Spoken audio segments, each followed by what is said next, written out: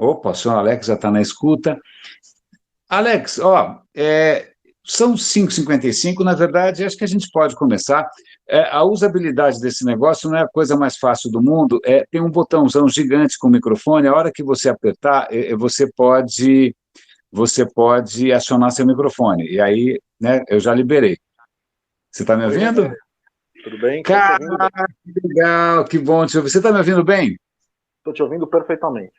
Ah, cara, é super bom esse papo em áudio do Telegram. Assim, foi uma grata surpresa. Assim, eu nunca nem testei o Clubhouse porque eu estou feliz com o Telegram e para mim tá bom.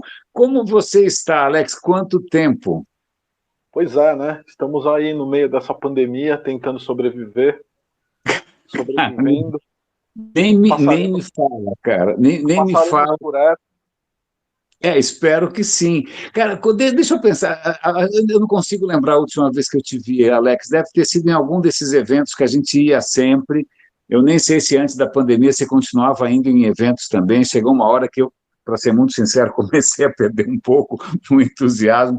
Mas a gente se encontrava em tudo, encontrava em Campus Party, encontrava em tudo quanto era evento possível e imaginável, lembra?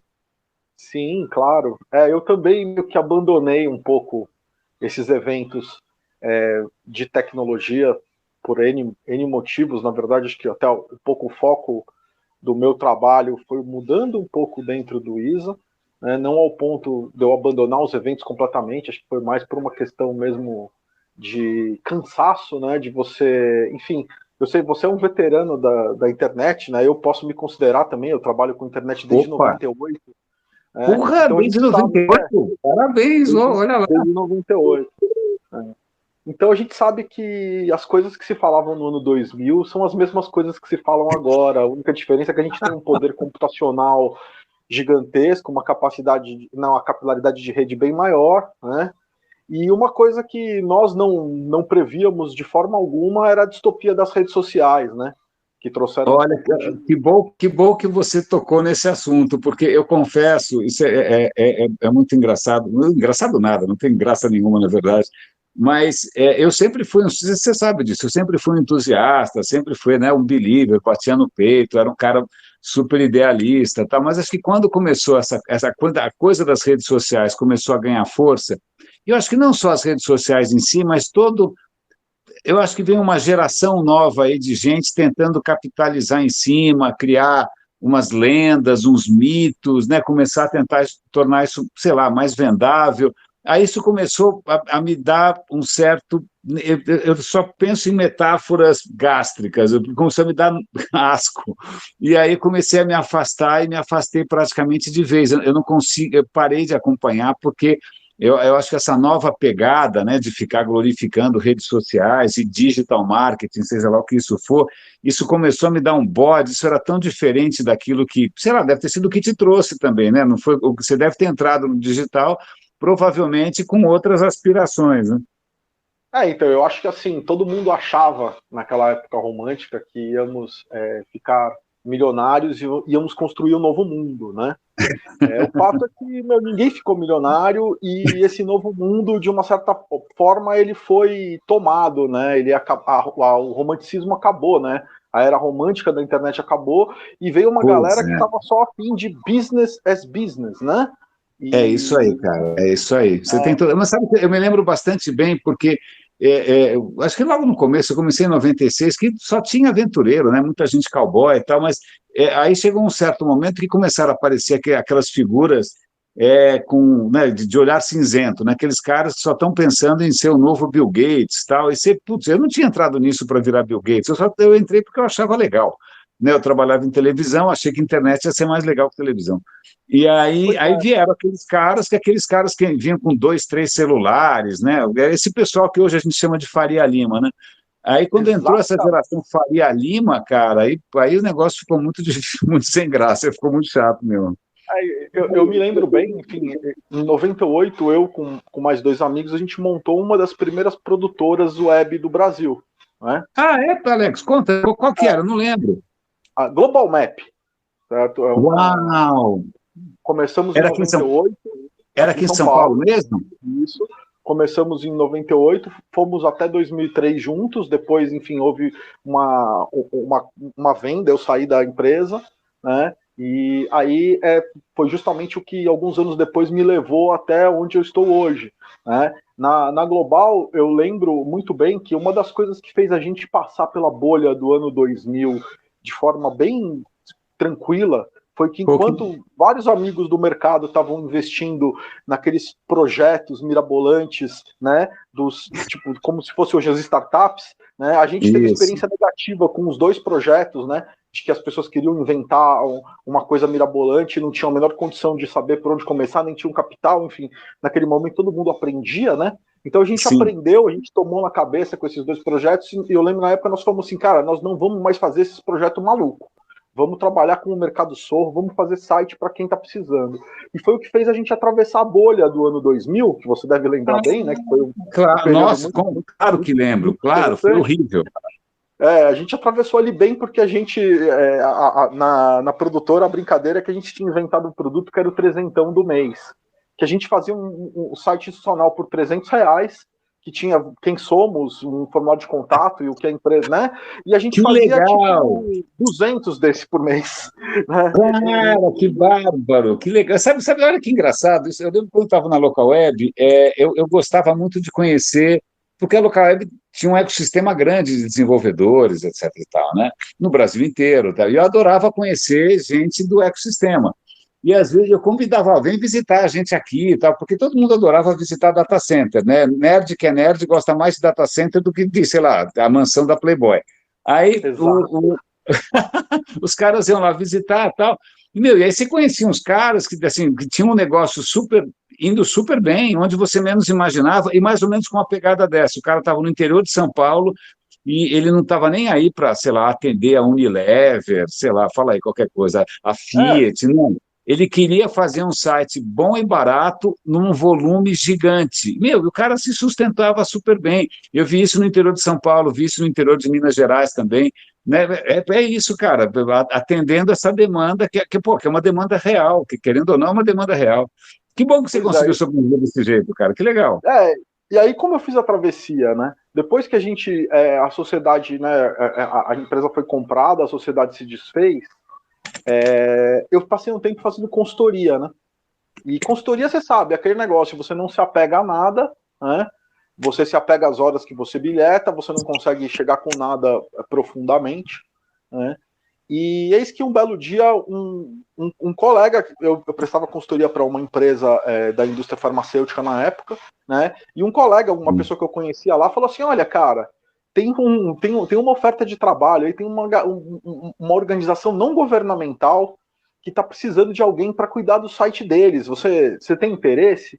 Eu falei, pô, cara, vou olhar, né? Tipo, eu sempre fui meio outsider, assim, no sentido de como as coisas eram estruturadas, né? Eu sempre fui atrás de software livre, enfim, essas coisas. Sim, né? Claro. Desde o começo. Eu te lembro justamente dessa maneira.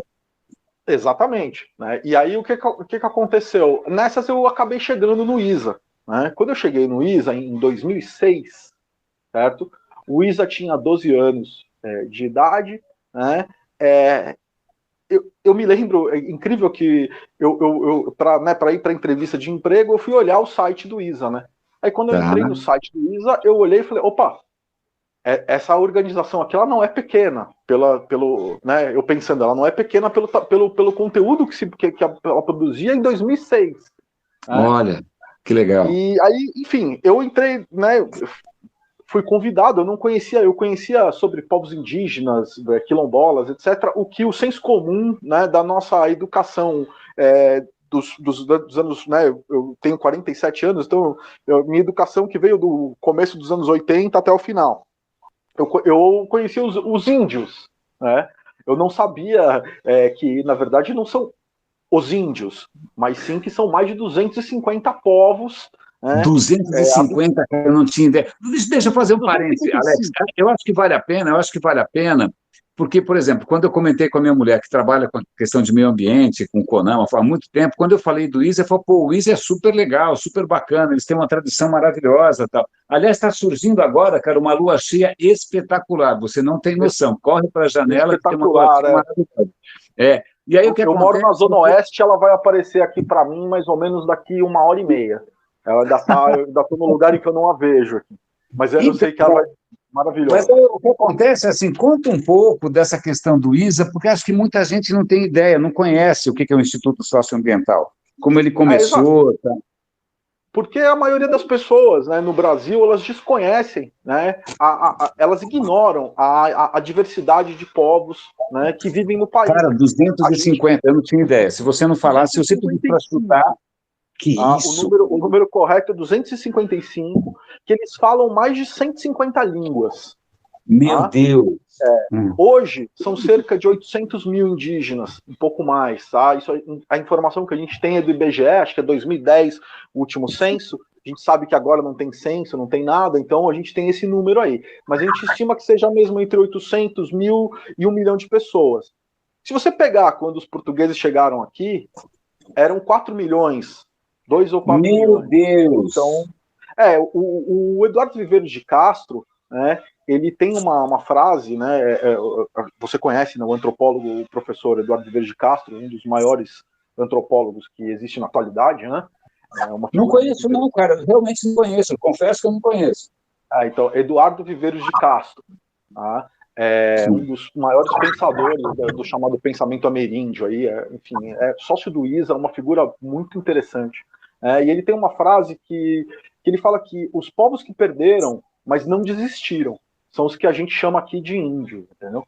Tem uma anedota bem bacana que mostra bem como é isso e de onde vem isso, né?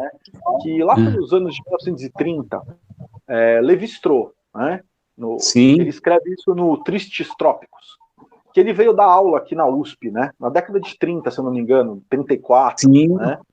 E ele estava lá na França ainda, ele perguntou para o embaixador brasileiro, que se eu não me engano era o cara Luiz Dantas, que é um cara, inclusive, que deu visto para muita gente fugir do nazismo na Segunda Guerra. Não sabia, que legal essa história. Essa história é bem bacana. E esse cara era o embaixador brasileiro na França. E ele estava vindo dar aula aqui na USP, né? E ele perguntou pro embaixador, né? Falou, pô, eu queria saber dos indígenas brasileiros, eu queria saber como é que eu faço para visitar uma aldeia, né? O embaixador, tipo, olhou para ele assim com aquela carinha, tipo, não sabe de nada, inocente, e falou para ele assim, olha, aqui no Brasil você vai encontrar muitas coisas interessantes, até maravilhosas, mas você não vai encontrar índio, porque eles já foram todos extintos. Óbvio que o Levi-Strauss chegou aqui e ele percebeu que os índios não estavam extintos, né?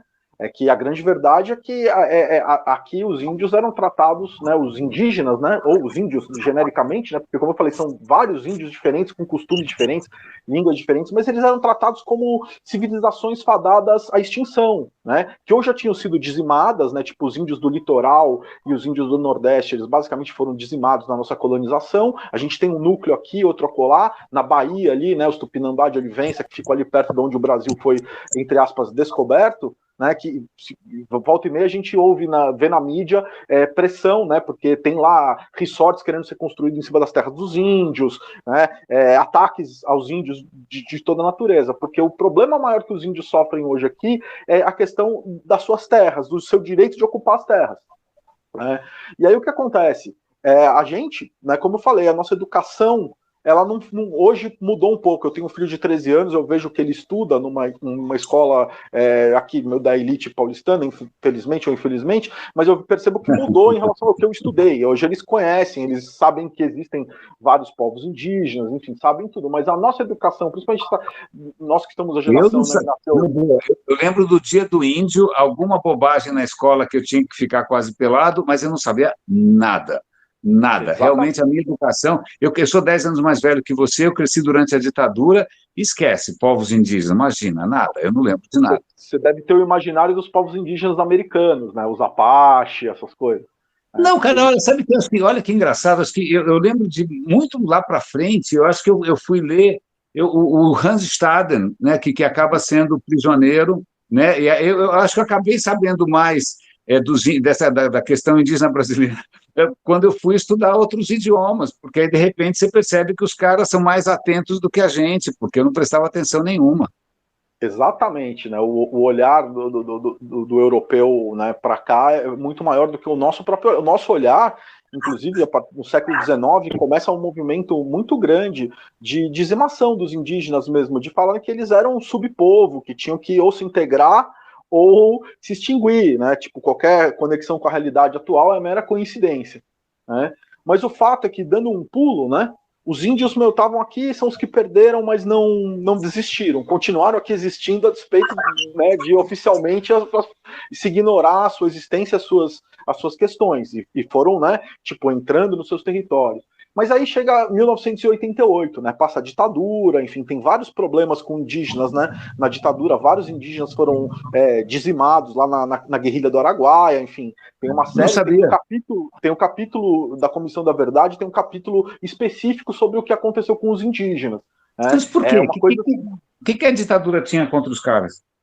Então, você imagina que lá no Araguaia, né, na Amazônia, os indígenas estavam lá, chegaram o pessoal que queria fazer a luta armada, e os indígenas eram acusados de estar junto com eles, ou torturados para delatar onde os caras estavam, né, Que entre horror! outras Não coisas. sabia. Né, tem um capítulo específico sobre isso da Comissão da Verdade, que é bem interessante, que é uma história que ninguém conhece mesmo. Né? Mas aí o que aconteceu? A Constituição de 88, né, ela estabeleceu, e aí os fundadores do ISA, né, porque o ISA ele começou em 1994, mas ele vem desde o final da década de 70, que era uma organização chamada CEDI, que era Centro Ecumênico de Documentação e Informação. E o CEDI era uma organização que, na ditadura, de forma meio clandestina, né, tentava entender o que estava acontecendo com os povos indígenas aqui e tentava criar uma base de informação para isso. Né? E esses caras, que são os fundadores do ISA, Beto Ricardo, Márcio Santilli, né, Carlos Marés, né, entre outros, foram os que, na época da Constituição de 88, foram trabalhar para tentar garantir que os direitos indígenas estivessem expressos na Constituição. Né? E aí nós conseguimos duas coisas muito importantes que fazem a nossa Constituição a Constituição de 88 ser muito boa e muito importante. Que é o seguinte: o primeiro, a gente deixou de entender, né, no nosso arcabouço legal, que os povos indígenas eram esses povos em evolução, fadados a se integrar na nossa cultura, né, desaparecer, né, e entender que eles tinham o direito de ser quem eles eram, ou seja, o direito à diferença. Né? Eles são brasileiros, mas eles vivem de uma forma diferente do resto da população e está tudo certo com isso. E aí, obviamente, né, consequentemente, né, o direito que eles têm sobre as suas terras, que é o que a gente chama de direito originário, né, que é um direito anterior à própria criação do Estado brasileiro. Eles têm direito de morar nos lugares em que eles tradicionalmente ocupam. Isso está naquele o inciso da ordem social, tem um capítulo específico na Constituição, que é o capítulo dos índios. Né? Cara, eu não tinha ideia, que bacana, isso realmente não tinha ideia. Pois é uma coisa, enfim, está muito restrita, né? Não é uma coisa que a população inteira esteja olhando para isso, né? Normalmente a gente não tem essa. Só quando você chega, né, na Amazônia, você vai visitar, ou mesmo você vai aqui no núcleo Jaraguá, aqui no Crucutu, né, no Pico do Jaraguá, tem uma aldeia indígena lá. Eu já ouvi falar, não conheço, mas eu já ouvi falar. Aí você começa a ver, pô, tem outros povos, né, que habitam o nosso país. E o que eles querem? Se eles têm desejo de, né, eles são gente como a gente, né? Claro. Mas eles, como gente como a gente, eles têm o direito de viver da forma como eles querem viver. Né? Sim. E o que acontece hoje? Os índios sofrem pressões de todos os lados, né?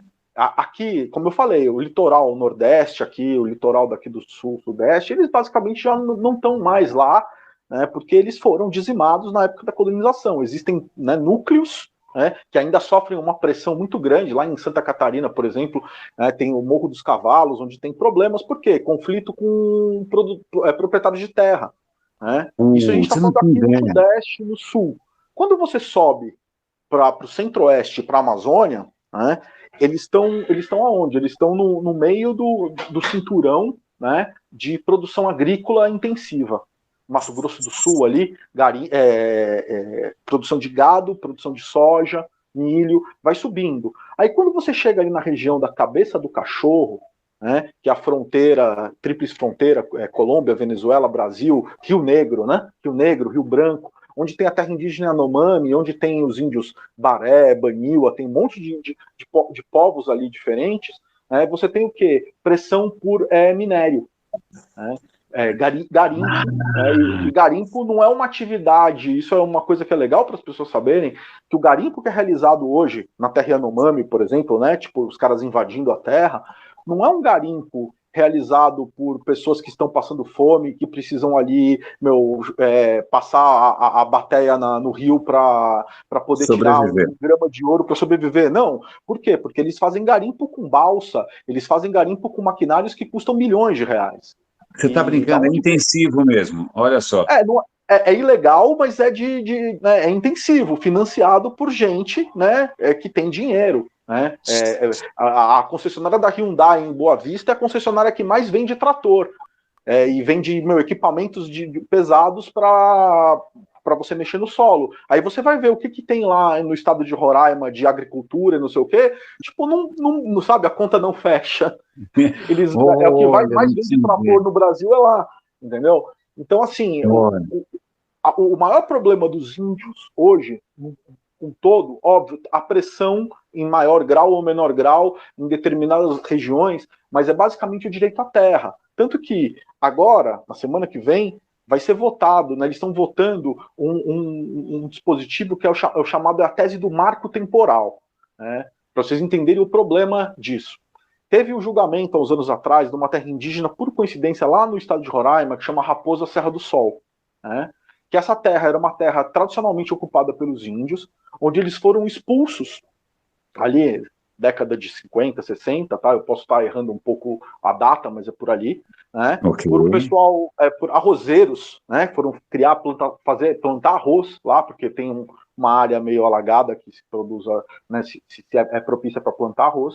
E aí começou uma disputa que o Isa foi amicus curiae, inclusive, né? Tipo, participou dessa luta para que o direito dos indígenas fosse, né? Porque ela é a terra deles, eles tinham direito. E essa terra já tinha sido declarada, existe, né, a demarcação de terras indígenas é um processo, né, que tem várias etapas. E essa terra já tinha sido identificada, já tinha sido declarada, estava ali para ser demarcada e esses caras estavam lá. Então precisava acontecer o quê? Precisava acontecer a desintrusão, ou seja, tirar aquelas pessoas que estavam ali já faz um tempo, né? E aí a gente tem problemas, obviamente, porque quando você está lá há um ano é uma coisa, mas o cara está lá há 20 anos, né? Já fica meio difícil você dizer se ele é invasor ou não, né? Ele já criou raízes ali. Mas isso foi parar no STF, né? E o STF decidiu que eles tinham que sair da terra, né? Só que aí, como a votação não foi unânime, né, ficou uma questão que é a questão do marco temporal. Que é o quê? O que é esse marco temporal? Eles falam assim, olha, nós vamos garantir o direito à terra aos indígenas que estivessem nas suas terras até a data da promulgação da Constituição. Entendeu? E esses índios, eles tinham sido expulsos antes. Então, teoricamente, eles não teriam mais o direito à terra. E esse negócio ficou no STF rodando, e agora, a partir da semana que vem, essa tese vai ser votada de novo. Se essa tese do marco temporal ela for aceita, nós vamos ver um processo de desdemarcação de terras. Nós vamos ver índios perdendo as suas terras.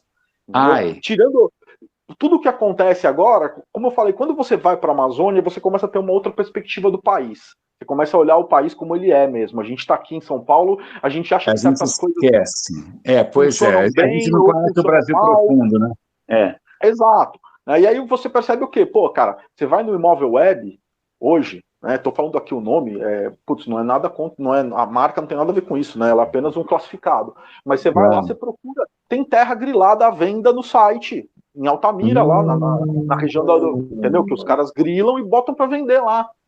E aí você fala assim, se eu não me engano, a minha mulher e eu, a gente assistiu, acho que uma reportagem da BBC que fez justamente isso. O repórter da BBC, ele se enfronhou lá no meio da Amazônia, foi atrás dos caras, ele localizou na internet esses anúncios. A BBC fez uma reportagem extraordinária. Vou ver se eu recupero esse link, foi linda. Não sei se você viu, mas depois eu lembro bem dessa reportagem da BBC.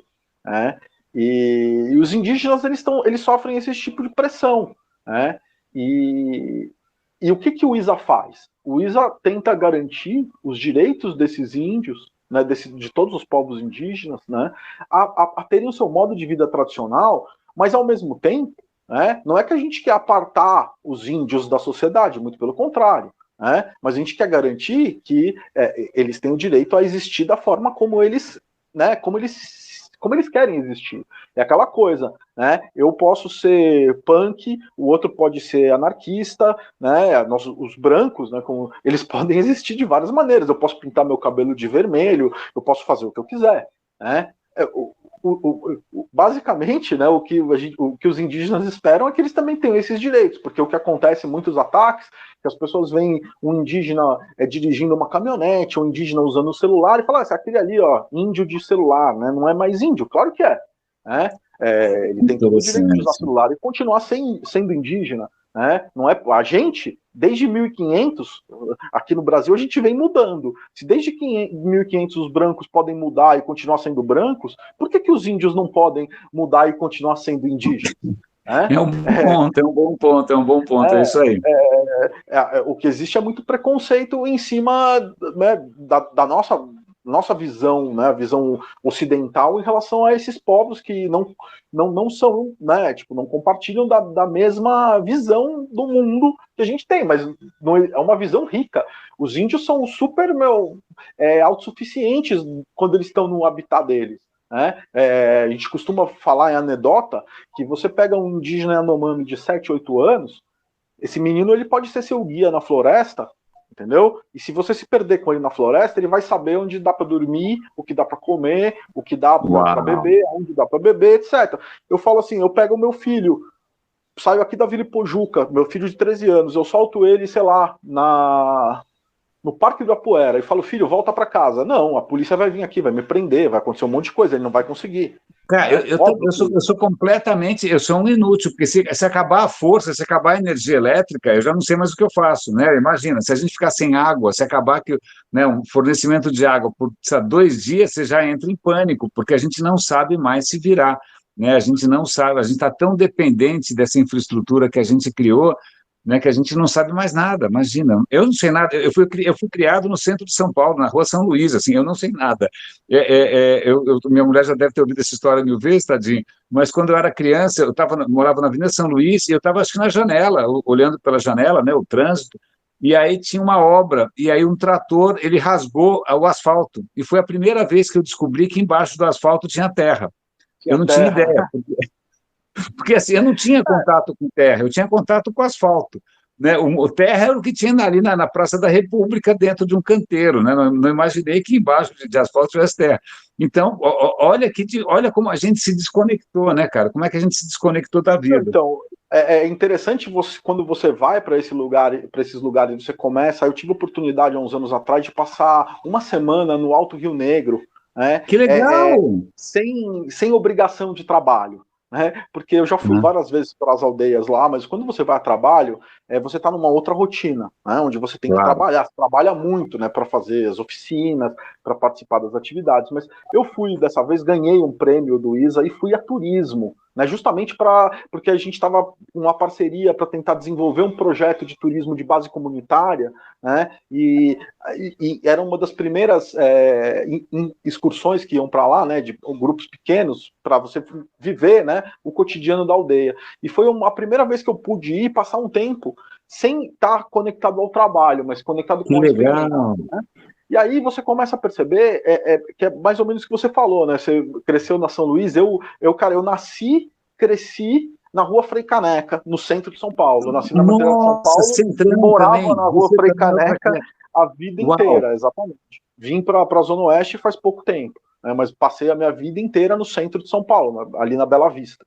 O fato é que eu fui para lá e você começa a perceber como esse pessoal está mais conectado com o entorno, né, e com a natureza mesmo. Não é uma coisa hippie, mas é assim, aquela coisa assim, de você estar lá, né? Eu lembro que a gente todo dia tinha caminhadas, que eu fui subir lá na região do Alto Rio Negro, tem você está uma planície, né? O rio, né? O rio enorme, mas tem montanhas, né? Tem algumas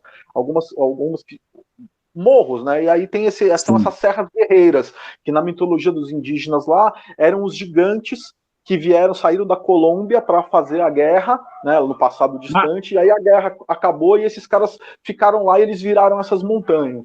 E eu fui subir cada uma dessas montanhas, né, algumas são sagradas para algumas etnias lá, enfim. E aí é louco você ver, né, você conversando com um indígena, e o indígena fala assim, a gente vai ter que esperar para sair. Mas por que a gente vai esperar para sair? Porque, cara, vai chover muito. Só que você imagina que você tá lá e são 8 horas da manhã, aquele sol amazônico, o céu azul, sem nuvens, você fala assim, puta, você pensa, cara, como vai chover, né? Eu pensando, como vai chover, né? E óbvio, lá o tempo é diferente daqui, né? Bem mais dinâmico, mas o cara, ele sabia. Porque quando tá assim, não sei o que, ele olha, vê os sinais da natureza, ele sabe o que vai acontecer. Cara, dito e feito. Caiu uma puta de uma chuva, e aí começou a chuva, caiu uma chuva daquelas que aqui em São Paulo você fala assim, cara, acabou, sabe, aquele caos. Aí você fala assim, acabou. E aí, acabou nossa aventura hoje. Ele fala, não, cara, calma que, 40 minutos vai passar. E aí, passa, aquela coisa assustadora, passa, de repente tá tudo azul de novo. Vamos embora, tá tranquilo, não choveu para onde a gente precisa ir. Vamos. Cara, sem satélite, sem GPS, sem nada, que legal. Sem satélite, sem GPS. Eu tenho outra anedota mais conectada ao nosso digital, né? Tem uma personalidade indígena, uma das lideranças indígenas mais conhecidas, que é o Davi Copenaua, né? Um xamã Yanomami. E há um tempo atrás a gente estava no ISA e a gente estava começando a mexer com o Google Earth. Foi bem quando o Google Earth apareceu, né?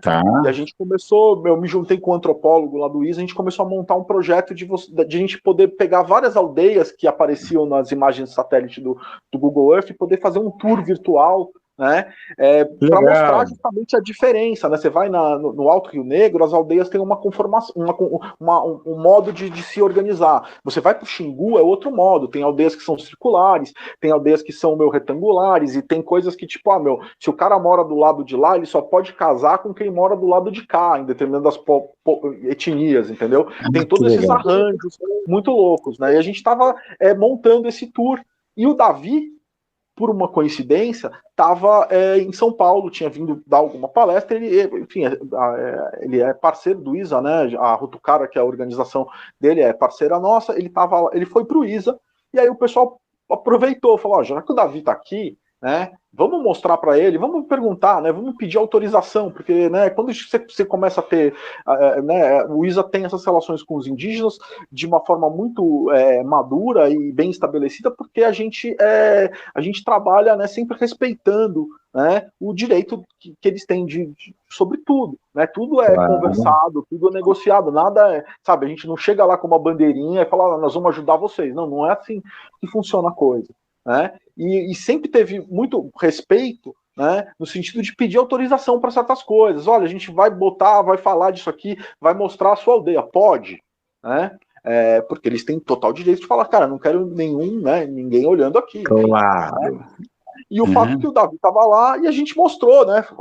Davi, isso aqui é essa ferramenta nova, você consegue ver o satélite, aí você consegue viajar de um canto para outro. Vamos ver aqui. Começamos a navegar com ele tudo, né? E aí, ao final, a pergunta foi: e aí, Davi, o que você acha? Ele falou, não tem problema nenhum. Pode ver, pode mostrar, a gente acha tudo certo, mas eu só queria dizer uma coisa. Nós, né, os xamãs, né, nós enxergamos de cima a mesma coisa que vocês enxergam, mas nós não precisamos dessa máquina. Então, adorei. Mas é isso mesmo, né? Que legal, que história ótima. Aliás, essa história do respeito, eu lembro que há muito tempo atrás, cara, você me contou de um episódio que eu acho que era algum artefato de alguma etnia que não deveria estar sendo mostrado. Você lembra dessa história? Você lembra que eu não lembro o detalhe? Conta essa história que é legal. Conta. Da flauta. A gente estava organizando, né, o ISA tem um site que chama Povos Indígenas no Brasil, né, que você pode acessar PIB, vou dar o Povos link. Indígenas do Brasil, .socioambiental.org, que é uma enciclopédia, né, com todos os povos que habitam aqui no Brasil. Né?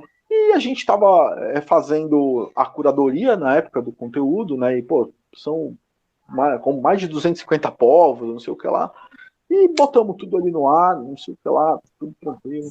Aí depois passou um tempo, a gente recebe uma mensagem de um antropólogo que entrou no site e falou: olha, cara, vocês vão acabar com essa etnia aí. Por quê? Ah, porque vocês botaram uma foto de uma flauta, que essa flauta é uma flauta cerimonial, e as mulheres não podem sequer olhar para essa flauta. Isso pode provocar um apocalipse cosmológico. Era isso mesmo, cara. Era o fim do mundo, isso. E sim, é o fim do mundo deles. Tipo, era um negócio tipo como se fosse a Arca da Aliança, sabe? Ninguém pode ver e a gente tirou uma foto, entendeu? Mas foi um erro, tipo, foi um erro mesmo, tipo, daqueles erros de acervo, né?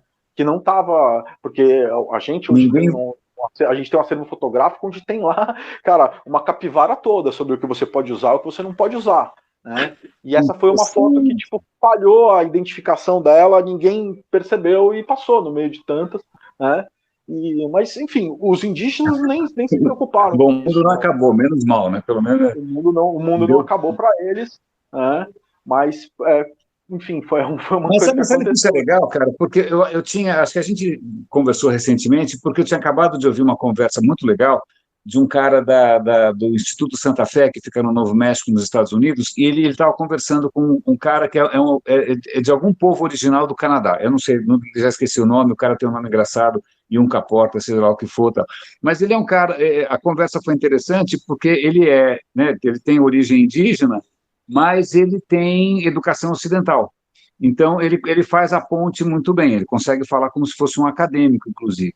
Né? E aí, só que ele é muito crítico da civilização ocidental, tanto que eles acabaram me dando uma pista de um livro que eu acabei de baixar para ler, ou para ouvir o audiolivro, que chama Weird, o povo, as pessoas mais estranhas do mundo. Weird é branco, educado, industrializado, rico e democrático, ou seja, o mundo ocidental. Né, dizendo como o mundo ocidental perdeu a conexão com tudo, com a vida, com a natureza, etc. E tal. Então, mas essa conversa com esse um Caporta, ele é bastante crítico, até de uma maneira meio sarcástica, com uma coisa meio paternalista que muita gente tem, né? Tipo turismo, só vou lá olhar e volto, né? Olha lá, que é como se fosse um zoológico. Né? E é legal porque vocês têm uma postura de absoluto respeito. Né? Se a flauta não é para mostrar, não é para mostrar, né? Claro. Né? Os projetos de turismo que a gente tem de base comunitária, né? Eles são projetos justamente para você. Os roteiros são pensados de forma que você não vai ficar não é o jardim zoológico dos índios, entendeu? Muito você legal. Você vai viver como eles. Você vai dormir no mesmo lugar que eles dormem, você vai participar dos rituais, você vai participar de tudo, mas só que você está ali mesclado no contexto da aldeia, entendeu? Não é legal. Não é um jardim zoológico, né? Porque é uma coisa horizontal, claro. É você, quer dizer, eles permitindo que você entre no universo deles. É isso aí. Exatamente. E é porque isso faz parte do trabalho do ISA, né? A gente brinca que uma das funções do ISA é adiar o fim do mundo, né? E nesse rolê de adiar o fim do mundo, qual que é a nossa responsabilidade aí? A gente produz muita informação, muito conteúdo. A gente produz, acho que é o maior produtor de informação sobre terra indígena, sobre unidade de conservação, né? E aqui no Brasil. A gente usa as bases do governo e a gente critica, né, as bases cartográficas e os relatórios de estatística, né, do IBGE, por exemplo, a gente critica isso, a gente compara, a gente vê, a gente produz e analisa informação qualificada sobre, né, tanto os povos indígenas, quanto as terras, quanto os quilombolas, quanto as unidades de conservação. Também o que a gente faz aí? A gente monitora, né, o que acontece juridicamente, o que acontece dos projetos do governo ou grandes empreendimentos que podem não afetar diretamente a terra indígena no sentido de invadir o seu território, né, mas podem, por exemplo, Belo Monte, lá na região do Pará, em Altamira. Né, Belo Monte, o cara secou uma parte do rio Xingu, onde havia indígenas que vivem do rio, cara. E aí o que acontece? Os caras, e não só indígenas, mas o que a gente chama de ribeirinhos. né? Que são populações que vieram do Nordeste, enfim, que os caras são meio, você não sabe se eles não são índios, mas eles estão misturados ali e vivem, né, de forma tradicional também. São os ribeirinhos lá. Aí o que acontece, cara? Os caras são pescadores, certo? Aí fez a obra lá, secou o rio. Aí a empresa, né, da energia fala assim: ah, não, eu vou ajudar vocês, vou construir uma casa para vocês. Daí beleza, a nossa energia dá casa para os caras, sabe aonde? 30 quilômetros para dentro do mato, para uma população que é de pescador. Ai, tipo, essas coisas acontecem. O ISA tá lá para quê? Para quando isso acontece, a gente vai em cima, né, aciona o Ministério Público, né, a gente tem os advogados que fazem isso para quê? Para falar, cara, isso não pode acontecer, porque não é uma questão do progresso ou não progresso, é uma questão, cara, que você tá pegando o cara que vive do rio e você tá mandando ele para 30 quilômetros dentro da terra, cara. Ele não vai viver, ele não sabe, esse cara vai viver do quê? Ele não sabe, as pessoas entram em depressão, né? Porque pensa que essas pessoas são pobres, claro, porque elas não têm muitos recursos materiais, mas elas não são pobres. Elas se alimentam do rio. O rio dá tudo para elas. Essas pessoas são extremamente bem nutridas, cara. Tipo, aí o cara não come mais peixe. Aí ele começa a ficar desnutrido, né? Aí claro, tudo vai. Aí esse é um projeto, né? É um projeto que é transformar os indígenas em pobres. Sacou? Por quê? Porque daí o pobre você pode classificar ele, você pode dar um programa de auxílio e achar que você resolveu o problema dele. Mas os indígenas, eles não querem isso, né? Eles querem viver da forma como eles sempre viveram. Olha, é tão legal você estar contando isso, porque há muito tempo atrás eu tive o privilégio de conviver com uma pessoa sensacional, que é o Luiz Fugante. Ele tem uma escola, que se chama Escola Nômade, de pensamento um pouco mais alternativo, um cara muito legal. E uma das coisas que ele falava, e acho que agora faz todo sentido, ele fala: a pior coisa que você pode fazer é desconectar alguém do que ela pode. Né? Na hora, é mais ou menos como aquela história da mitologia grega, que tinha aquele gigante que acho que era o filho da terra, né? Enquanto ele estava com os pés na terra, ele era indestrutível, porque a terra era a mãe dele. E o Hércules percebe isso, o que ele faz? Ele levanta o cara do chão, aí o cara perde a força e o Hércules consegue vencer. Né? Ou seja, ele desconecta o cara da terra. Então, isso está, nossa, lembrando da conversa com esse cara, o Yunca Porta, que eu comentei, ele fala uma coisa muito parecida. Quando o homem branco chegou, vamos supor, na Austrália, né, por exemplo, tem uma cultura aborígene de dezenas de milhares de anos, uma cultura extraordinária. Ele fala: os caras, chegamos aqui para salvar você. Salvar do quê? Não precisa ser salvo de nada. Não, mas nós trouxemos a nossa medicina. Não, você trouxe as suas doenças, vocês vieram todos doentes para cá, vocês não trouxeram medicina nenhuma. Não, mas a gente trouxe a penicilina. Não, primeiro você trouxe a sífilis, depois você trouxe a penicilina. Claro. E lamento informar, mas a gente já usava fungos aqui para se curar, então vocês que demoraram 2000 anos para descobrir. Né? Então, mas ele conta esse processo de uma certa maneira de desarticulação, né, que não sei se faz sentido nesse contexto, mas o que Yunca Porta fala é o seguinte: num povo original, que é o que ele tem conhecimento, ninguém é um indivíduo, todo mundo faz parte. Né? Você não está falando comigo, você está falando comigo que faço parte de uma família, que faço parte de uma etnia, que mora em um lugar. Então, você não fala comigo, você fala com o meu universo inteiro. Né? Eu não existo sozinho. E aí ele fala: quando vem um homem branco para cá, a primeira coisa que ele faz é tentar transformar você num indivíduo, porque o indivíduo é dependente, você consegue manipular o indivíduo, né? Você passa a ser, você não era pobre e de uma hora para outra você é pobre. Né? Então, olha que interessante. Essa é a lógica, essa é a dinâmica. Né?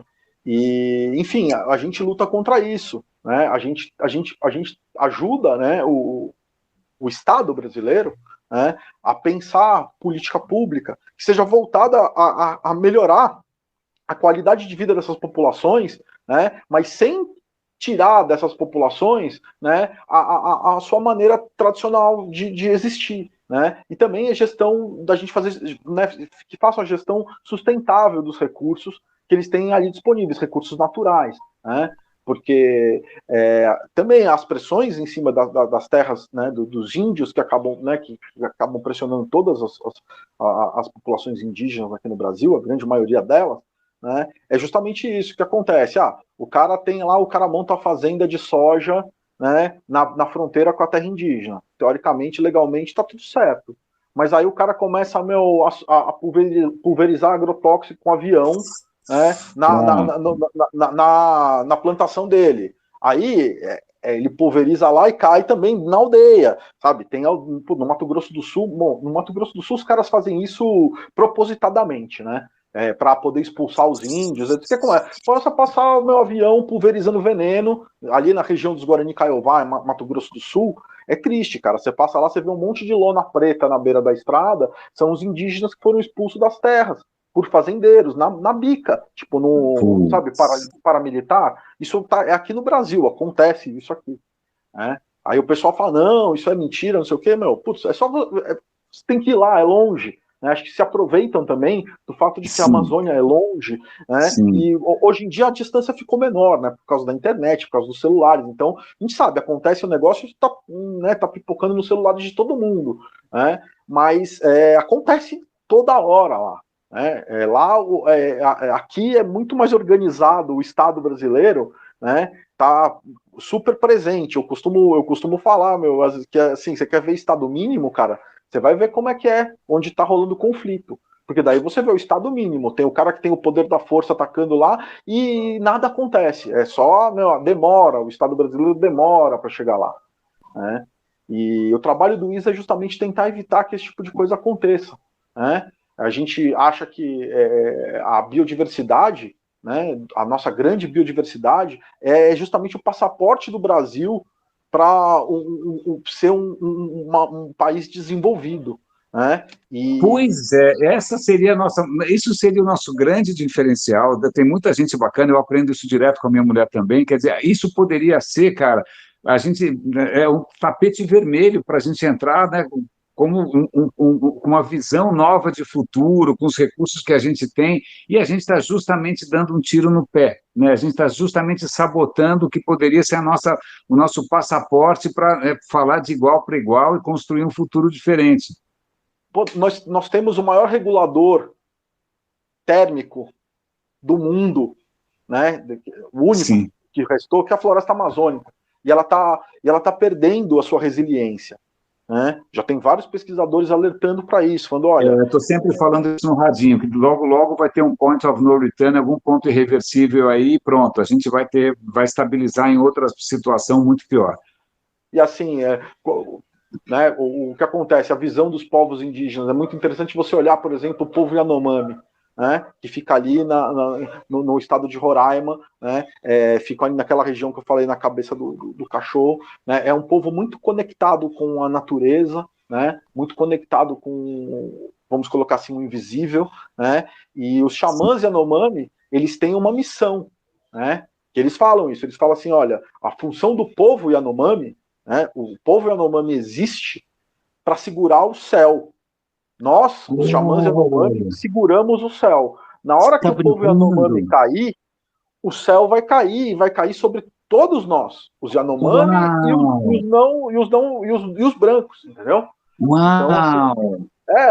Então, assim, tem um livro, né, do Bruce Albert, que é uma conversa com o Davi Copenau, que chama Queda do Céu, da Companhia das Letras. É muito interessante você ler esse livro. Boa dica, vou dar uma olhada. Onde ele fala justamente isso. Fala, qual que é o papel do nosso povo no mundo? É segurar. Por quê? Porque eles estão sentados em cima, né, de uma reserva mineral riquíssima, mas que não é, sabe, a gente não é para explorar aquilo. Porque se a gente explorar aquilo, nós vamos desequilibrar o clima da Terra inteira. Né? Óbvio que aqui eu posso estar fazendo um pouco estou sendo um pouco exagerado, né? Mas é o fato, tipo a floresta tem uma razão de existir aqui, né? A gente sabe hoje a teoria dos rios voadores, né? A chuva bate nos Andes e cai e permite que aqui, o sudeste, São Paulo, se você olhar no mapa, né, dessa latitude, é deserto em todo o mundo, menos aqui, no sudeste brasileiro. Por quê? Por causa dessa água que vem. E se essa água não vir, se esses rios voadores secarem, não chove aqui. Sabe o que isso me faz lembrar, cara? Isso me faz lembrar de um filme, é um filme do Herzog, do Werner Herzog, é um filme antigo, o Herzog está vivo até hoje, o cara não morre, mas ele tem um filme da década de 70, 80, que chama Onde Sonham as Formigas Verdes, não sei se você viu, eu vi porque eu sempre fui muito próximo do Instituto Goethe, da cultura alemã, então eu acabei vendo essas coisas de louco, mas é um filme menor, não é um filme muito conhecido, mas a história é a seguinte, Austrália, os caras estão na Austrália, obviamente, procurando minério, explorando minério, e para explorar minério, eles colocam dinamite no chão, né, para os sismógrafos mapearem o subsolo. Tal. Aí os índios, os aborígenes ficam desesperados, falam, vocês não podem explodir aqui, pelo amor de Deus. Por quê? Não, porque aqui é onde sonham as formigas verdes. E se você acordar as formigas verdes, o mundo vai acabar. Bom, eu não preciso dizer que o filme também não tem um final muito animador, mas ele mostra esse confronto, esse choque direto desse interesse dos australianos pelo minério, com uma pegada aborígene, porque os aborígenes existem muito mais tempo do que existe a civilização ocidental, né? Estão felizes lá. Né? Essa mentalidade que é muito mais integrada com a natureza, de respeito, de preservação, é um filme bacana, vale a pena rever. Pois é, eu vou assistir esse filme, cara, vou ver. Acho que já em algum momento já deve ter passado essa indicação no meu horizonte. Essa história que Onde são as formigas verdes. Mas sabe o que eu fico me perguntando, cara? Isso é uma coisa maluca, porque de uns tempos para cá, assim, eu tive uma educação completamente pífia, assim, na minha... Porque cresci na ditadura, estudei em escola pública, então, né?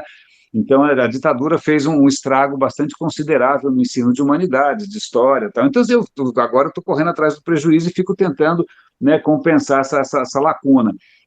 Mas quanto mais eu percebo das pesquisas mais interessantes, mais apaixonantes, tal, elas mostram justamente que em algum momento a gente errou e a gente se desconectou e a gente ficou com essa fixação do indivíduo, né, o indivíduo racional, etc. e tal, e perdeu essa dimensão de conexão não só com a natureza, mas também com os outros, e que se a gente não recuperar isso, a gente está frito.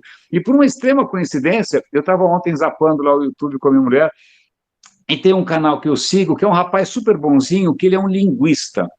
Então, cada vídeo é sobre uma língua, sei lá, finlandês, fala aí, qualquer coisa, japonês, sei lá, português. E o último episódio que a gente assistiu era sobre o Guarani.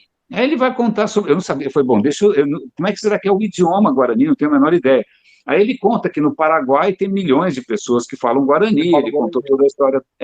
Mas o que é muito interessante é que na hora que ele está tentando contar da gramática do Guarani, ele conta, por exemplo, que o nós, o sujeito do plural, ele pode ser, tem dois nós. O nós, se você, se ele inclui o interlocutor ou não.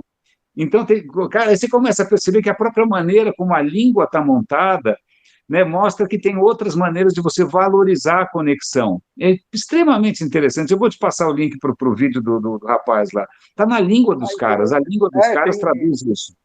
Tem muita coisa interessante quando você vai olhar esse tipo de coisa. Agora eu não me lembro qual etnia que também, tipo, os números, né? Eles não têm 1, 2, 3, 4, 5, 6, não. Eles têm tipo 1, 2, 3 e muitos. Não é, o racional é diferente. Né? Aí você vai falar assim, mas como funciona? Mas, óbvio, na situação deles funciona perfeitamente. Não funciona na nossa lógica. Né? Não está fazendo falta, né? É isso aí. Né? E aqui no Brasil, cara, muitos indígenas perderam, né, né, no processo de colonização, eles perderam a identidade ao ponto de que eles não falam mais a sua língua. Né? Mas cada língua que morre dói, né? Não dói quando morre uma língua, cara. Nossa, para mim dói. E tem iniciativas hoje, né, de tentar recuperar. Né? Tem etnias, desculpa, eu não vou conseguir saber o nome exato agora, mas tem etnias que tipo tem 4, 5 falantes, ou tem um falante. E aí, tem um trabalho de linguistas para tentar, tipo, enquanto essa pessoa não morreu, né? Tipo, de pegar essa língua, né? Isso, linguistas indígenas também, tá? Isso é interessante lembrar, porque é um trabalho que o ISA foi muito importante no sentido de dar bolsa no passado para quê? Para levar os indígenas, né, para a universidade. né? E quando você vê os indígenas na universidade, eles estão ali, basicamente, cara, três áreas, né? Tem os indígenas que querem ser advogados, para justamente poder defender o direito do seu povo. Que Nós temos o exemplo, interessante. o Eloy Terena, né, que é uma personalidade hoje, um advogado indígena, né, que saiu da aldeia, etc., né, e é um advogado, respeitadíssimo, né, e defensor das causas indígenas. Você tem os indígenas que vão para a medicina, que normalmente voltam para ser médico das suas aldeias, né, Que para cuidar legal. do seu povo. E principalmente, cara, os educadores, que eles vão, né, vão aprender, né, pedagogia, etc., e voltam para educar as suas aldeias e para resgatar, muitas vezes, né, ensino na língua. O ISA tem trabalhos muito bacanas, né, para quem quiser depois procura no acervo ponto socioambiental, que tem todas as cartilhas que a gente produziu no passado com Que projetos de educação legal. na língua indígena, lá na região do Parque Indígena do Xingu, né, onde houve essa recuperação. Hoje os indígenas, né, o pessoal costuma, né, eu sempre falo isso, gente, cara, muitas vezes você tá vendo um indígena ali, você não dá nada para ele fala 3 línguas, cara, e você fala mal um português, entendeu? Uau, Ele fala a olha língua só. dele, ele fala a língua do povo que era vizinho da terra dele, e fala outra língua, não sei, lá na região do Rio Negro, muitas vezes eles falam o tupi-guarani, né, que não é o Guarani, né? O Tupi-Guarani Sim. é uma língua que foi criada pelos jesuítas, né? Mas porque era a língua geral, né? Que falava, né? Os jesuítas falavam, né? Tentaram unificar os indígenas através Fazer dessa uma língua. língua franca, né? Olha que interessante. E falam a língua deles, falam o Tupi-Guarani e falam português. E aí você Putz, mal fala português aqui, cara, e você está querendo dizer que você é mais inteligente ou que você tem mais conhecimento que o indígena. Né? Mas, enfim, essa é a situação que acontece, é o preconceito, basicamente, né, René? Há muito preconceito contra os indígenas. É muito curioso é muito engraçado quando a gente percebe, que ainda mais que a gente está no Brasil, que tem. Acho que outro dia eu comentei no Radinho que há 100 anos atrás tinha lá o movimento eugênico de São Paulo, né? Você tinha essa questão de eugenia, essa tolice de supremacia branca, né? Esse menosprezo por outras etnias diferentes, tal. Cara, e hoje a gente está percebendo, primeiro, a riqueza desses povos originais, a gente está percebendo civilizações na África, a gente está percebendo, puta, uma riqueza extraordinária dos povos aborígenes. E aí você fica se perguntando do que a gente está se gabando, eu não estou entendendo, né? Porque qual é a graça? Olha o que a gente fez, cara, em 200 anos. A gente fez um estrago. Quando eu digo a gente, estou dizendo o Ocidente de uma maneira geral. A gente fez um estrago com o planeta. Do que a gente está se gabando, né? Eu não consigo entender essa soberba, eu juro que eu não consigo. Eu também, é uma coisa que, putz, quando eu entrei no ISA, né, eu demorei um pouco para compreender como as coisas eram, né, por conta justamente, a gente vem desse mundo em que a gente é super mal educado em relação às questões indígenas e às questões relativas ao nosso país, né, muitas vezes a gente de dentro do nosso casulo da classe média, a gente enxerga o mundo e acha que ele tem que ser a nossa imagem e semelhança, né, pois é. E aí quando você começa, e principalmente quando você começa a ir nos locais, né? Primeiro você começa a ler. Eu, como trabalho com digital, eu cuido das coisas de todas as coisas digitais do ISA, eu tenho que estar nos processos inteiros, eu tenho que saber as histórias, né? E aí, e assim, faz parte até da formação que o ISA faz com a gente, né? Porque você vai trabalhar no ISA, você vai trabalhar, sei lá, na administração, né? Teoricamente você pode ficar totalmente apartado da causa, né? Entendi. Mas não, Você pode descolar. há um processo de formação, né, contínuo, né, no sentido de fazer com que muito legal isso, porque acho que, de novo, desculpa, a minha cabeça está pipocando aqui, porque acho que tem uma questão interessante que me intriga, a facilidade que a gente tem, acho que aí a espécie humana, não sei se é só ocidental, sei lá, de descolar das coisas, né? A gente descola. Então, sei lá, o trabalho do cara, olha, você foi contratado para otimizar o forno crematório de Auschwitz. Ah, tá bom, qual é a planilha Excel que eu tenho que fazer? Né? Na sua meta é vender veneno para matar. Ah, ok, como é que eu bato o meu bônus? a facilidade que a gente tem para desconectar. A gente desconecta, a gente fica vivendo num mundo que é completamente desconectado de tudo. Então, acho que o que o ISA faz, acho que essa questão de literalmente conectar você com aquilo que não é nem um objeto, mas que é o território, né, o universo da atuação de vocês, é legal, porque aí vocês não perdem essa conexão. A gente tem noção exatamente por que a gente está trabalhando ali. Né? Isso, como eu falei, foi uma coisa que demorou um pouco para eu entender, porque eu vinha do mundo corporativo. Né? Claro. E eu caí lá, tipo, sem saber. Né? É engraçado como é o destino, né? Porque eu não sabia. Eu não sabia nada, eu achava que eu sabia, isso que era louco, né? Os povos indígenas, tudo bem, não sei o quê. Aí quando você começa a entrar mesmo né, entender a realidade, você fala assim, cara, puta, como eu não sabia nada, né? Se você acha que você vai iluminar o mundo, né? Aquela coisa. Aliás, como o iluminismo é estúpido. Aliás, quanto mais o tempo passa, mais eu percebo que o iluminismo foi um equívoco dos grandes. Você fica, vou iluminar todo mundo. Com que luz, cara? Que luz é essa que você tem? Você não tem luz nenhuma, né? Aprende, tem que ter mais humildade. Pois é, e aí, enfim, acho que a situação é essa, assim, olhando da minha perspectiva. Aí, cara, depois de uns anos, eu fui totalmente cooptado, vamos dizer assim, pela causa, de uma forma que eu não consigo me desconectar do ISA, eu não consigo me desconectar do ISA. Estou há 16 anos, vou fazer 16 anos de trabalho no ISA. Cara, sabe que isso é tão legal, isso é tão invejável, eu te admiro tanto pelo fato de você ter conseguido, né, ao longo de... que esses últimos 16 anos, se você tivesse ficado no digital corporativo, tinha sido uma mistura de trem fantasma com montanha-russa, né? Ia ser um show de horror. Mas, cara, você conseguiu encontrar um caminho que você foi ajudando a construir, que foi te transformando, você criou uma história legal. Pô, isso é um privilégio extraordinário, cara. Eu realmente tiro o meu chapéu, muito, muito legal.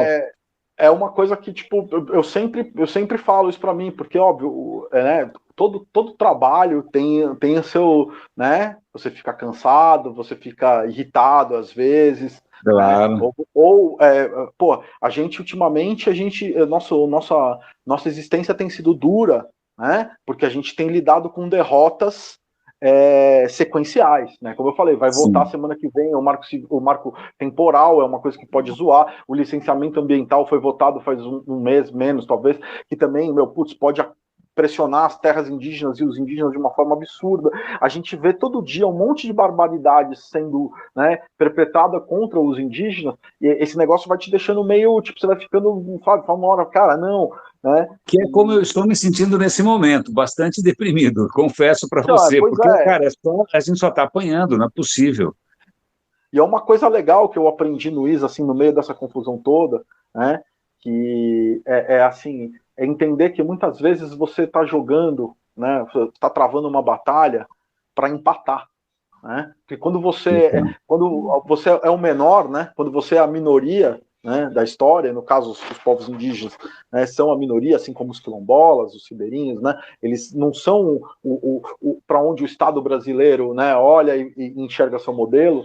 Né, você percebe que muitas vezes nas batalhas, principalmente na questão da política, né, não na política dos partidos, mas na política do Estado brasileiro, e como o Estado brasileiro se relaciona com os povos indígenas, né, e como os interesses, né, atuam para melhorar ou piorar essa relação conforme as coisas vão andando, é que muitas vezes você tem que jogar para empatar, entendeu?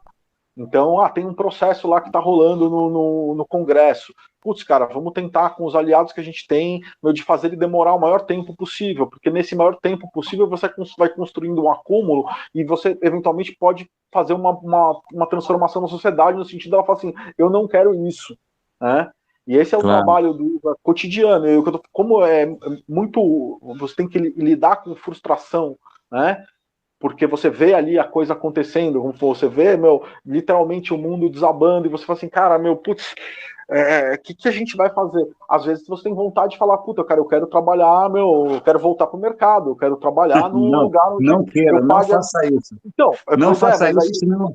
Alex, daí você logo estão pensa e fala assim, não, peraí, né, meu lugar é aqui mesmo, né? Não, eu vou te fazer uma profecia, senão o céu vai cair, tá bom? Pois é, Você então. tem que ficar aí, senão o céu vai cair. Você tem que ajudar o cara lá, senão o céu vai cair na cabeça de todo mundo. Mas é uma coisa que lá no ISA acho que todos nós compartilhamos, essa, né, tipo, esse desejo meu de garantir, né, que os indígenas possam coexistir com a gente de forma Claro. harmoniosa, é totalmente possível. Né? Eles têm muito a oferecer para a gente também pode oferecer para eles coisas, né? Eu acho que, é óbvio, falando assim, parece que é uma coisa meio até pueril, né? As coisas ao vivo são muito piores, mas, cara, é possível, né? É possível. Há exemplos de que as coisas vão bem, eles não precisa muito, entendeu? Muitas das Entendi. coisas que o Estado precisa prover aos índios, elas são consequência justamente do fato do contato dos índios com os não índios trazem muito malefício para os indígenas. É Né? Você vê lá remediação, nos né? É remediação. É lá nos remediação. Yanomami, o garimpo vem, com o garimpo vem a doença. Os Yanomami são um povo que o contato deles é recente, é no final da década de 60. Então, eles ali em especial, eles não têm muita resistência à influenza, por exemplo. Né? Putz, Então, o que acontece? Meu, chega lá o garimpo, cara, os velhinhos e as crianças começam a morrer de gripe. Né? por cada espirro cai em 5, entendi. Meu Deus. Entendeu? É problema. Tipo, essa história é uma história que a gente conhece, né? Aí quando veio a pandemia, né? É aquela história, garimpeiro não faz home office, né? Os garimpeiros, meu, 20 mil garimpeiros invadiram a terra Yanomami. Né? Por Sem quê? Porque máscara. o governo. Então, sem nada. Né? O Sem governo nada. atual. Né? O governo atual, eu não quero entrar em seara política, né? Mas o governo atual ele é o primeiro governo que se coloca, acho que, meu, né, tipo, na cara inimigo do, do, dos direitos, do Sim, direito dos povos sim. indígenas serem indígenas. É inimigo de Né? todo mundo, diga-se de passagem. É inimigo de absolutamente todo mundo. Né? É Pois uma declaração de guerra. Isso, na verdade, é uma declaração de guerra. Né? A gente tem praticamente um invasor. Né? É uma coisa assustadora, é muito desesperador. Mas acho que eu o tava. que é muito legal, o nosso tempo, nós está quase a 1 hora falando aqui, mas assim, eu vou te confessar, Alex, que nesse cenário, que eu confesso que estava me abatendo, que está me abatendo, né? E quando eu vejo você contar uma história dessas, pô, que é uma vida inteira dedicada a isso, uma instituição inteira dedicada a isso, tentando, de alguma maneira, segurar, fazendo com que esses caras consigam ainda ter autodeterminação, consigam ter um futuro legal, cara, isso me dá esperança, porque existem caminhos, é possível, né? Você se engajou, né, tem N maneiras das pessoas eventualmente se engajarem. Então, assim, eu confesso que eu realmente estava precisando desse oxigênio que você me trouxe aí do meio da Amazônia. Não sei se você continua aí na Vila Ipojuca, mas Mas assim, me fez muito bem te ouvir. e só para, enfim, deixar claro que não é, né, tipo, porque muitas vezes as pessoas podem, isso aí é coisa de comunista, ou coisa de não sei o quê. Que O nada, ISA tem imagina. iniciativas muito interessantes, por exemplo, a gente criou uma rede de sementes, né, lá no Xingu. O que é essa Que rede legal. de sementes? É um banco de sementes que ele é utilizado pelos fazendeiros que querem fazer o reflorestamento das matas ciliares das suas terras. E Olha que uma técnica legal. que o ISA desenvolveu de muvuca de semente, onde você mistura várias sementes e você coloca elas lá e a floresta começa a renascer. Isso veio de uma campanha que o ISA fez logo quando eu entrei no ISA lá em 2006, 2007, que era a campanha em Catuxingu, que era uma campanha para você fazer o reflorestamento das matas ciliares, das nascentes ali do Rio Xingu, que Putz, que ficavam legal. fora da área demarcada, entendeu? E que ficavam nas fazendas dos produtores de soja, entendeu? E aí o que acontece? Nós levamos todo mundo para a mesa para conversar, Tá? colocamos o problema e encontramos uma solução, né, que foi boa para todo mundo. Tanto que na região ali, né, de Canarana, etc., os fazendeiros são aliados dos indígenas, entendeu? Que Eles não se veem bacana, mais como cara. antagônicos. Obviamente, lembrando, os indígenas têm direito às terras, mas o indígena não pode, por exemplo, arrendar a terra para o fazendeiro. Isso não acontece, Entendi. obviamente. Mas você tem o que ali? Você não vê os fazendeiros enxergando os indígenas como os inimigos, ou como os caras que nós vamos tirar a terra deles aqui para botar nossa soja. Não, entendeu? Chegou-se a acordos, né? Que E é legal. possível a convivência harmoniosa. né? E aí, como eu falei, dessa campanha lá atrás, deu origem ao quê? Essa rede de sementes, onde vários produtores de sementes indígenas, né, mandam essas sementes para o banco de sementes, e os fazendeiros compram para fazer o reflorestamento das suas áreas, entendeu?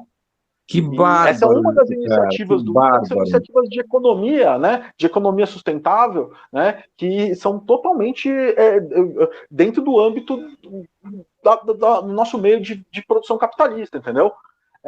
E que Que legal, dão frutos para que todo mundo. bacana. Como, por exemplo, tem empresas da área de pão, a Vic Bold, ela compra, Tá? né, castanha Ah, dos índios lá do Pará a preço justo, que cortando os legal. atravessadores, entendeu? Também a gente ajudou a fazer isso. Então todo mundo ganha. Os produtos da Vic Bold têm um produto orgânico, né? Cuidado meu de forma totalmente tradicional, e que isso aí antes tinha um atravessador que comprava do índio a 1 e vendia a 100 depois. Então se fez uma Entendi. mediação, acabou com o atravessador, até veio participar do negócio eventualmente depois, mas entendendo que alguém agiu para regular o preço e tirar o Em outros desequilíbrio que termos. tinha. Em outros Né? Em termos, outros claro. termos, exatamente. Aí, do mesmo jeito que tem, né? Não vou fazer propaganda das empresas, mas do mesmo jeito que a Vic Bold compra a castanha, né? A Merkel compra borracha produzida, né? Látex, dos Ah, índios lá não da sabia. região do Xingu, né, para fazer as suas coisas de borracha também, a preço justo, de forma onde é possível integrar essas coisas, sabe? Que legal. Não há um antagonismo, né? Como se pode pensar, Sim, como às vezes se faz parecer. Não, é possível trabalhar junto e todo mundo ter resultado, entendeu? que legal essa coisa. Esse é o Muito trabalho legal. do ISA. A gente faz isso, a gente briga no Congresso, né, para evitar que os direitos dos índios sejam dizimados, a gente luta para que eles mantenham a cultura deles. Esse é o trabalho que o ISA faz diuturnamente. Né? Muito, Para cara, todos olha, nós. muito orgulhoso do teu trabalho, cara, que história legal. Ó, passa para mim depois os links que você achar interessantes, eu vou juntar também com as histórias que eu contei, e na hora que eu publicar essa conversa nossa lá no Radinho, eu deixo esses links todos para o pessoal poder explorar um pouquinho mais. Legal, eu vou te mandar e eu não podia terminar, né, sem É, fazer uma. Porque a gente não, né? A COIAB, que é uma organização indígena, tá? Que é a coordenação das organizações indígenas da Amazônia, tá? É uma organização sim, dos indígenas para os indígenas. Eles sim. lançaram na sexta-feira uma campanha que chama Isolados ou Dizimados, certo? Que é uma campanha para chamar a atenção, né, dos índios isolados no Brasil. Né? No Brasil nós temos muitos indígenas isolados, que são povos que não tiveram contato ainda com o branco, ou que tiveram contato com o branco e resolveram se isolar, não querem contato com a gente. Né? Muito esperto, muito E, esperto. Estou brincando. e aí o que acontece? Hoje, né, tem a política da FUNAI, né, ela não é mais uma política de manter os isolados isolados. Né? E esses índios, muitas vezes, eles estão ali numa fronteira onde tem queimada, onde está acontecendo o meu garimpo, né? Tem contato de isolado com garimpeiro, por exemplo. Né? Então, para Ai, ai, evitar que isso aconteça, a COIAB, com o apoio do ISA, né, lançou essa campanha que chama Isolados ou Dizimados, para alertar as pessoas, né, que a putz, FUNAI precisa renovar as portarias, que é um dispositivo legal que garante que os territórios onde se identificou índio isolado, eles sejam interditados, entendeu? Ou seja, tipo, é uma terra da União, uma terra que é do Estado brasileiro, cara, sim, se identificou que tem índio isolado ali, o que a FUNAI faz normalmente? Ela marca um perímetro, e aquele perímetro, cara, ninguém pode entrar lá dentro. Né? legal. Nem a própria FUNAI. Quando a FUNAI faz incursão, né, é raro, né, de fazer. Por quê? Porque é uma política que mudou, né, que você tinha a política de vamos fazer contato com os isolados, né? Essa política ela tinha mudado há muitos anos atrás, no sentido de que não, cara, os isolados eles estão isolados por uma razão, vamos deixar eles ali como eles estão, vamos garantir que eles não se desisolem, digamos assim. Né? Muito Mas aí, legal. hoje em dia, a coisa virou. Hoje em dia, na verdade, a FUNAI ela Ai, está ai, ai. querendo. Né? Tem essa situação aí, né? Não a FUNAI, os servidores da FUNAI são, são heróis, mas direção, né? Política.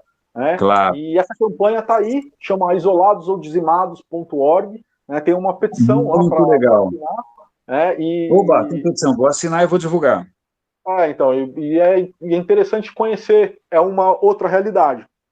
São a realidade dos Muito. índios que não têm contato com a gente e precisam sobreviver daquele jeito que eles estão. Alex, super obrigado, cara, irmãozão, adorei, estava com saudade de você mesmo, e olha, eu não podia imaginar a riqueza das histórias que você tinha para contar. É assim, como comentei com você, eu estava precisando dessa dose aí de motivação, de inspiração, de resistência, de persistência, de insistência, porque a gente está num momento que, cara, que a gente não pode desistir, né? Então, puxa, parabéns para vocês aí no ISA, te agradeço muito o seu tempo aí no sábado, eu tenho certeza que o pessoal vai gostar dessa conversa e compartilhe os links para a gente poder divulgar. Eu te mando na sequência aí alguns links que, com certeza, para quem quiser conhecer mais sobre os povos indígenas, vão ser de muita utilidade. Valeu, querido. Olha, super eu saudade de você. Não vejo a hora da gente se encontrar de novo. Se encontrar aí em algum desses eventos digitais. Não, no evento não, porque isso é muito chato, só tem jabaculê, a gente marca um café e está valendo. Um café e está valendo. É isso, foi um prazer muito grande, espero que o pessoal tenha gostado da conversa. Tenho certeza que sim. Lançamos sementes, já que a gente falou de sementes, você lançou sementes. Um grande abraço, querido. Isso aí. Valeu, René, boa noite a todos. Vou te mandar os links. Abraço. Valeu, tchau, tchau.